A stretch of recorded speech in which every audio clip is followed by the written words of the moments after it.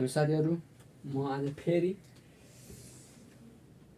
Limit theta tend to 0 sin theta by theta equal to 1 हुन्छ हामीलाई थाहा छ, तर कसरी हुन्छ त भन्ने कुरा चाहिँ आज म प्रुफ गर्न गइरहेको छु। सबभन्दा पहिला यसको लागि हामीलाई के हुनुपर्छ, रेडियन भनेको के बुझ्नुपर्ने हुन्छ, डिग्री बुझ्नुपर्ने हुन्छ, सेक्टर भनेको के बुझ्नुपर्ने हुन्छ। हामीलाई थाहा छ सेक्टर भनेको के हो भन्ने कुरा।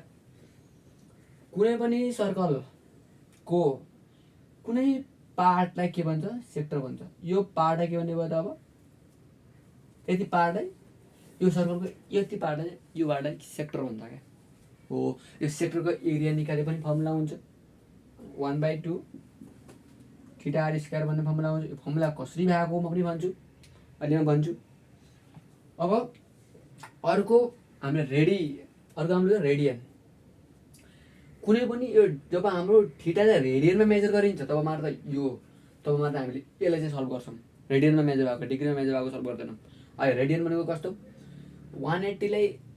180 डिग्रीमा छ भने रेडियनमा के लेखिन्छ, पाइ लेखिन्छ। 360 डिग्रीमा छ भने रेडियनमा के लेखिन्छ, 2 पाइ लेखिन्छ। यो हामीलाई थाहा भएको कुरा हो। 90 डिग्रीलाई के लेखिने भयो, पाइ 2 लेखिने भयो। 45 डिग्रीलाई के लेख्ने भयो, पाइ 4 लेखिने भयो। यो हामीलाई थाहा भएको कुरा हो, यो धेरै ठुलो कुरो होइन। अब हामी जान्छौँ धेरै ठुलो कुरो होइन। अब हामी जान्छौँ है त। अब कुरा हेरौँ हामी यो सल्भ गर्नु पऱ्यो जब यो डिग्री चाहिँ हाम्रो रेडियनमा मेजर गरिएको छ है त। अब हेरौँ अब के गर्ने। सबैभन्दा पहिला हामीले एउटा फिगर गराउनुपर्छ, सर्कलको फिगर गराउँ। बुझौँ यो फिगरलाई, जियोमेट्रिकल्ली चाहिँ प्रुभ गर्नु छ हामीले यसलाई। त्यसरी हामी फिगर गराउनु पर्छ। फिगर गराउँछौँ हामी है त। सर्कल एउटा राम्रो सर्कल गराउँछौँ हामी। यहाँ राम्रो त भएन तर ठिकै छ है त। यो हाम्रो के हो, सेन्टर 0 है त। सेन्टर ओ सेन्टर ल। यहाँदेखि यो हाम्रो के भयो, एउटा सेक्टर हो। नाम दिउँ यो पोइन्टलाई, ए दिउँ, यो पोइन्टलाई बी दिउँ है त। त्योदेखि हामी डाइरेक्ट परपेन्डिकुलर खिच्छौँ। अब हामी यस्तो यस्तो गर्दा यस्तो गरौँ न त हामीले, आफै मन गर्ने यो के गर्दैन त अहिले गरौँ। अब यहाँदेखि हामीले खिच्ने हो ट्याप योसँग पर्पेन्डिकुलर हुने गरी एउटा लाइन खिच्छौँ हामी। खिचेको यसलाई सी मानौँ र एउटा टेन्जेन्ट लाइन भन्ने हामी बुझ्नुपर्छ। कुनै पनि सर्कलको एउटा पोइन्टको सँग फ्रेजमा भएको एउटा पोइन्टबाट एउटा पोइन्टमा मात्र छोडेर खिच्ने लाइनलाई के भन्छ, टेन्जेन्ट लाइन भन्छ। त्यसरी हामी यो यो यो यो यो पोइन्टमा मात्र टच गर्ने गरी, यो ए पोइन्टलाई मात्र टच गर्ने गरी हामी यसरी खिच्छौँ पोइन्ट है त। यसरी खिच्छौँ, यसरी खिच्छौँ है त। अब यसलाई हामी यो ओबी लाइनलाई हामी तन्काइदिन्छौँ र यसलाई जुन टच भएको हुन्छ डी बानिदिन्छौँ। र मैले भनिसकेको छु टेन्जेन्ट लाइन चाहिँ जहिले पनि टेन्जेन्ट लाइन कोरेको छ भने जहिले पनि जुन पोइन्टसँग जुन पोइन्टको लाइनसँग छ त्यो लाइनसँग चाहिँ पर्पेन्डिकुलर हुन्छ भन्ने बुझ्नुपर्छ हामीले। अब हेरौँ, अब हामी यहाँ हामी सल्भ गर्न जान्छौँ। अब हामीले योमा फेरि अर्को कुरा बुझ्नुपर्ने हुन्छ हाम्रो के, स्यान्डविच थ्योरम भनेको के हो भन्ने बुझ्नुपर्ने हुन्छ। स्यान्डविच थ्योरम हो, यो स्यान्डविच थ्योरम भनेको के हो त भन्ने कुरा हामीले बुझ्नु जरुरी छ। स्यान्डविच थ्योरमले के भन्छ भन्दाखेरि चाहिँ ल मानौँ g x functions smaller or equal to f x functions smaller equal to h x functions सँग छ। हामीलाई यो फङ्सन सल्भ गर्न गाह्रो छ, सल्भै भएन। तर हामीलाई के को दिएछ, रिलेसन दिएको छ। अगाडि र पछाडि फङ्सनसँग रिलेसन दिएको छ।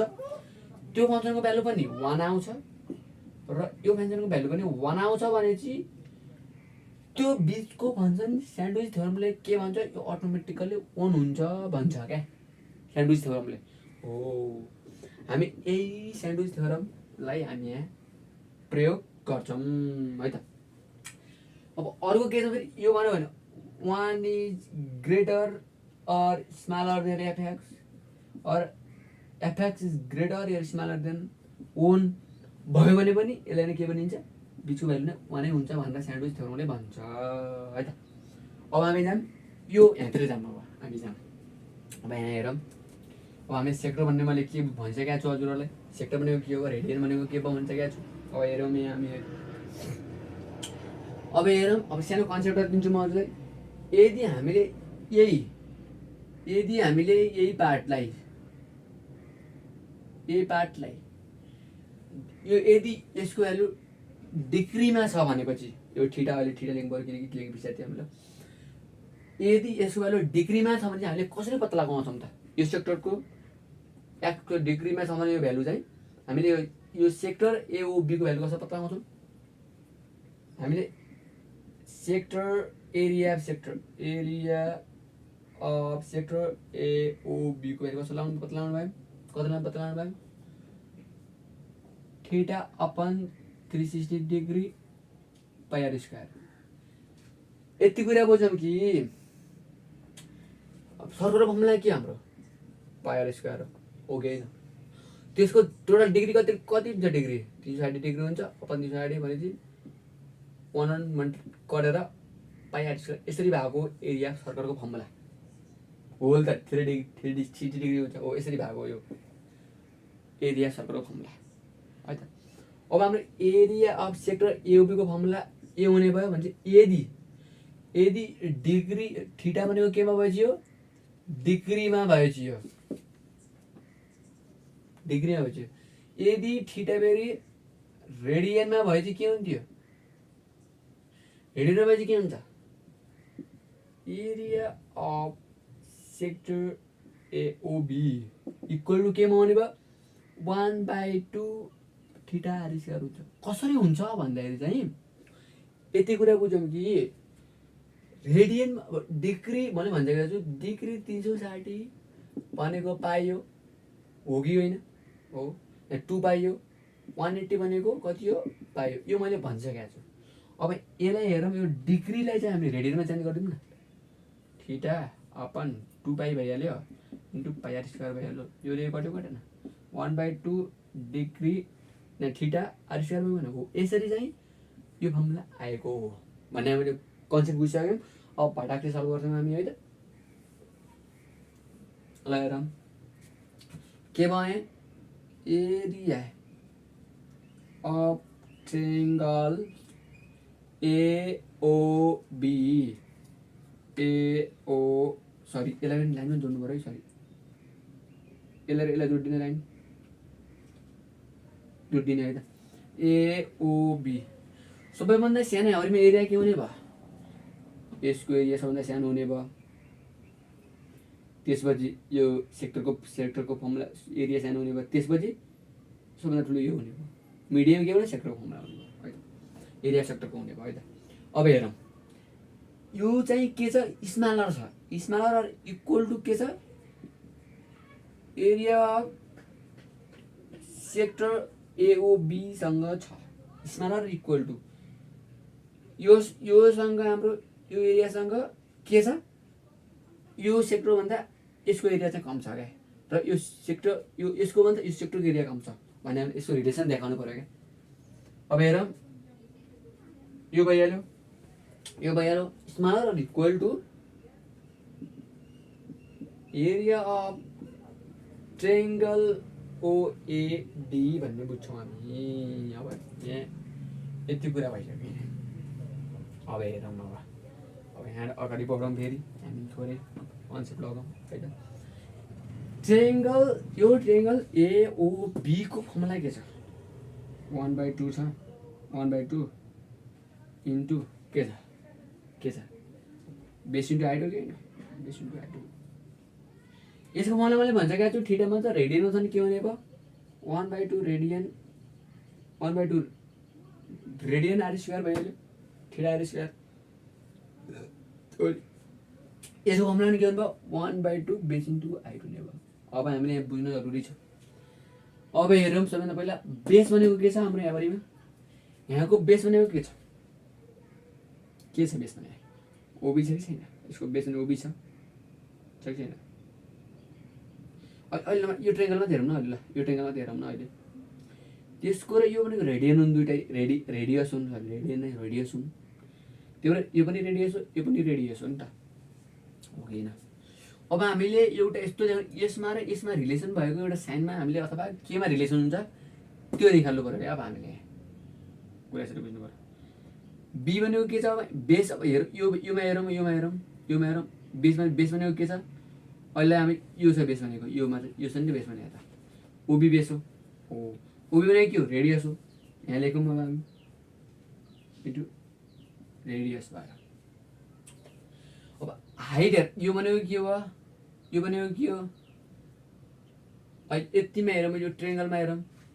यो भनेको के हो हाइपोटेनियस हो यो भनेको के हो यो भनेको हाइपोटेनियस भयो यो भनेको परपेन्डिकुलर भयो यो भनेको बेस भयो परपेन्डिकुलर सरी बेस हाइपोटेनियस र परपेन्डिकुलर भयो यो परपेन्डिकुलर भयो अब यहाँ हेरौँ हाइपोटेनियस र परपेन्डिकुलर यसको र यसको रिलेसन देखाऊँ किनकि यो र यो त जाँदिन कहिले पनि किनकि मार्दै हुने भएमा चाहिँ यो मैले हाफ छ यो चाहिँ फुल योसँग त रिलेसन त देखाउनु मिल्छ नि त रिलेसन त देखाउनु मिल्छ अहिले यसको रिलेसन चाहिएन किनकि यो र यो चाहिँ इक्वल भयो त्यसले यसलाई लगेर हामीले यसको रिलेसन देखाउँदा हामीले आरकै टर्ममा पनि एउटा अर्को टर्म निकाल्छौँ क्या यसलाई पनि आरकै टर्ममा निकाल्छौँ क्या होइन अब हेरौँ अब यो चाहिँ पी र एचको रिलेसन परपेन्डिकुलर र हाइपोटेनियसको रिलेसन केमा जान्छ साइनमा जान्छ sine theta equals to p by एचमा जान्छ नि है अब हेरौँ यो हाइपोटेनियस के छ त के छ यहाँ आर छ of course r p by r छ अब यसलाई आर त मल्टिप्लाई गर्दाखेरि r sine theta equals to p हुन्छ भन्न हो यो पी भनेको के हो त हाइट हो यसको अहिले के आयो त अब आर साइन थीटा आयो कि होइन आयो जस्ताको यो त जस्ताको त्यस्तै भइहाल्यो त त्यहाँ पनि कुरै छैन यहाँ अब यहाँ पनि यही केस फलो हुन्छ क्या यही स्याम्पलिटु फलो हुन्छ यहाँ हेरौँ अब यहाँ हेरौँ अब हामीले यो ठुलो ट्रेङ्गल लाउनु पऱ्यो क्या अब यसलाई मेट्दिउँ अब हामी यो ठुलो ट्रेङ्गलको लाउनु पऱ्यो यो ट्रेङ्गलमा अहिले कहाँ छ राइट एङ्गल यहाँ छ राइट एङ्गल यहाँ छ भनेपछि यो के हुने भयो यो भनेको के भयो हाइपोटेनियस भयो यो भने बेस भयो यो भनेको के भयो परपेन्डिकुलर भयो अब हेरौँ तैँले पनि यो चाहिँ बेससँग 90 डिग्री बनेको छ मतलब यो हाइट पनि हो हाइट हो नि त हाइट अब बेस भनेको के छ यो बेस भनेको यो भयो यो भनेको के हो रेडियस पनि हो त्यसै हामीले सिधै रेडियस लेख्छौँ किनकि यो भनेको रेडियस हो नि त यो सेन्टरदेखि सर्कम्फ्रेन्समा छ नि त त्यही भएर यो रेडियस भइसक्यो बी भनेको बेस भनेको रेडियस हो इन्टु अब हेरौँ यसको हाइट र बेसको एउटा रिलेसनमा देखाउँ अब हामी यो भनेको के भयो परपेन्डिकुलर यो भनेको बेस भनेको के भयो बेस र परपेन्डिकुलरको रिलेसन केमा छ हाम्रो टेनमा छ tan theta equal to p by b हो हामीलाई थाहा छ अब यो बेस भनेको के हो त बेस भनेको के हो रेडियस हो of course p by r radius भइहाल्यो होइन r tan theta equal to p भयो यो पी भनेको के हो त परपेन्डिकुलर भनेको के भयो एउटा हिसाबले हाइट पनि हो किनकि यो बेससँग परपेन्डिकुलर भएर बसेको छ हजुर बेससँग के छ परपेन्डिकुलर छ त्यसैले यो हाइट के भयो यो चाहिँ यो के भयो परपेन्डिकुलर के भयो हाइट चाहिँ यो चाहिँ पी भनेको के हो हाइट हो होइन अब जाम यसको ठाउँमा हामी के लेख्न सक्छौँ आर tan थीटा लेख्न सक्छौँ अब हेरौँ 1/2 r square sine theta equal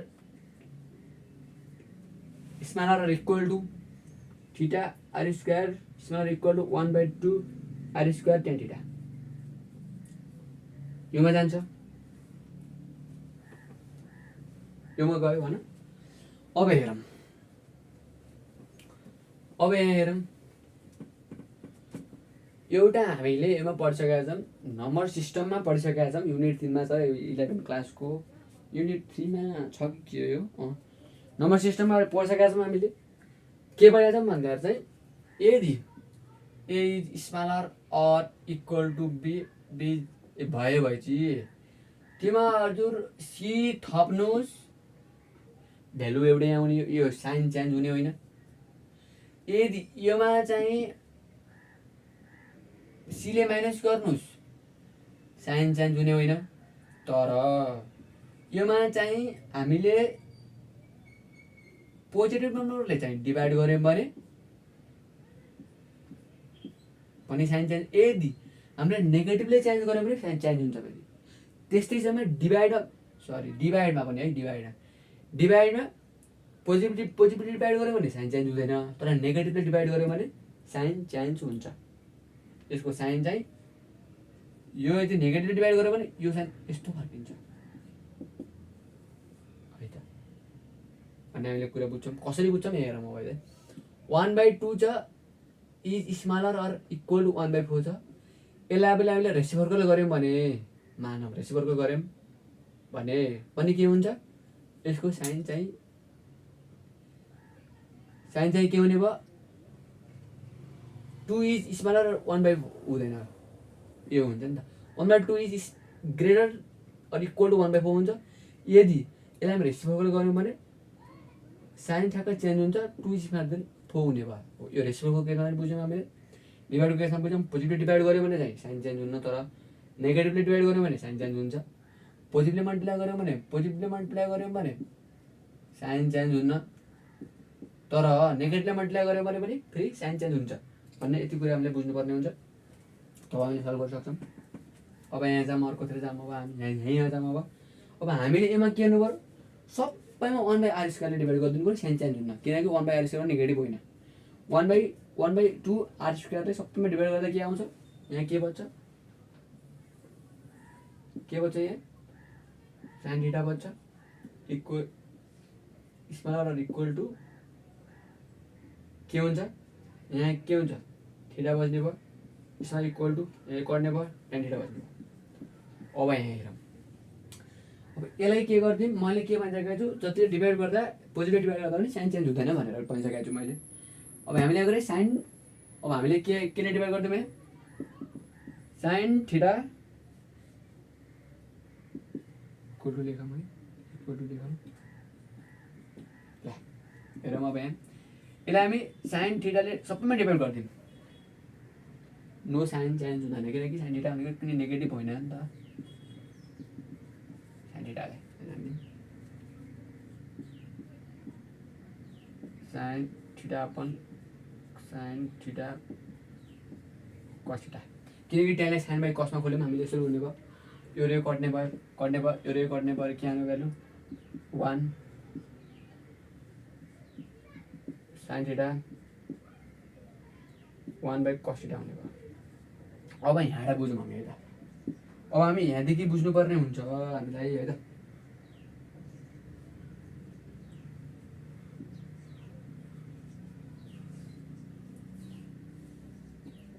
यहाँदेखि बुझ्नुपर्ने हुन्छ हामीलाई अब यहाँ हेरौँ यसलाई मेरिदिउँ है त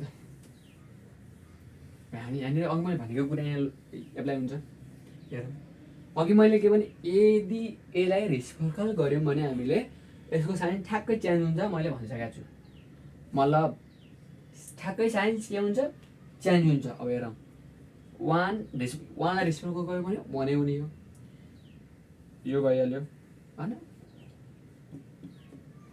अब हेरौँ थीटा यसलाई रेसिप्रोकल गऱ्यो भने के हुन्छ साइन थीटा अपन थीटा हुन्छ फेरि साइन चेन्ज हुने भयो यसलाई गऱ्यो भने के हुने भयो cos थीटा हुने भयो अब हामीले यो सबैमा त्यो लिमिट राखिदिन्छौँ हामी अब है त हेरौँ अब हेरौँ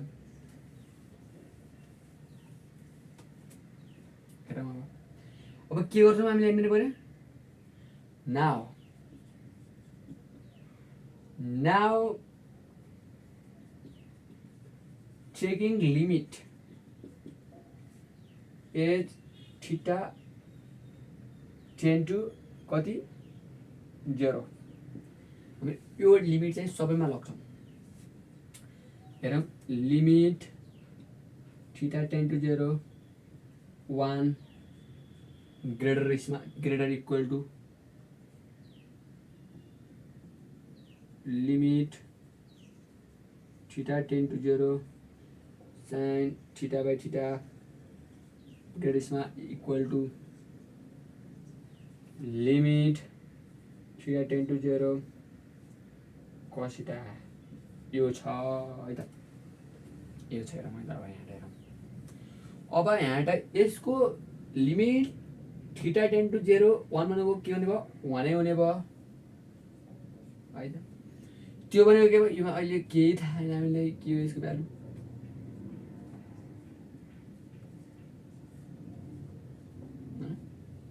अब फेरि भन्नु केही थाहा छैन, अब डाइरेक्ट यहाँ 0 0 हामीले झाग भन्न सकिन्छ नि त। नि थीटामा 0 राखिदिउँ, साइन 0 भनेको त्यो 0 नै हो, 0 बाई 0 हुने भयो।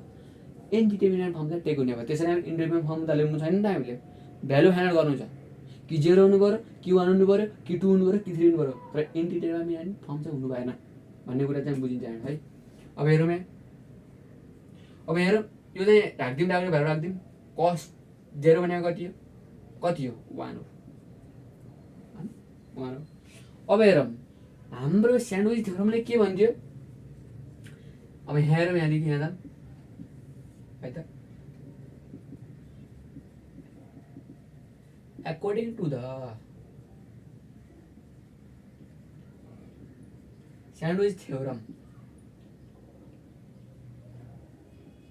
थ्योरमले के भन्छ? एउटा थ्योरमले के भन्छ? यदि रिलेसनमा दिएको छ, अगाडिको भ्यालु थाहा छ, पछिको भ्यालु थाहा छ, 1 is greater is equal to यो इज ग्रेटर इक्वल टु 1 भएपछि के हुन्थ्यो भ्यालु? के हुन्छ? Limit theta tends to 0 sine theta by theta के हुने भयो? 1 हुने भयो। यसरी चाहिँ हामी sine theta by sine limit x theta tends to 0 sine theta by theta equal to 1 चाहिँ यसरी जेमेट्रिकली हामी यसरी प्रुभ गर्छौँ।